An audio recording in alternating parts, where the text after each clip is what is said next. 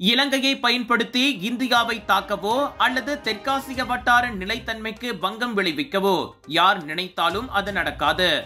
அப்படி ஒரு நிலைமைக்கு இலங்கை ஒருபோதும் இடமளிக்காது என அதன் அதிபர் அனுரா குமாரா திசநாயக் உத்தரவாதம் அளித்துள்ளார். பேங்காக்கில் இருந்து கொழும்பு சென்ற இந்திய பிரதமர் நரேந்திர மோடியை வரவேற்று உபசரித்த நிகழ்வில் அவர் அவ்வாறு பேசினார். அந்நிகழ்வில் மோடிக்கு மித்ரா விபூஷணா எனும் விருதையும் திசநாயக் வழங்கி கௌரவித்தார். வெளிநாட்டு தலைவர்களுக்கு இலங்கை அரசால் வழங்கப்படும் மிக உயரிய விருது இதுவாகும்.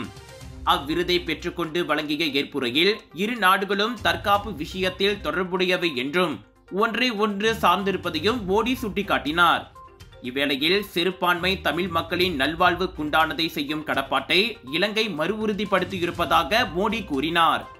உள்நாட்டு போருக்கு பிந்தைய தேச மறுநிர்மாணிப்பு மற்றும் தேச நல்லிணக்க முயற்சி பற்றி விவாதித்தோம்.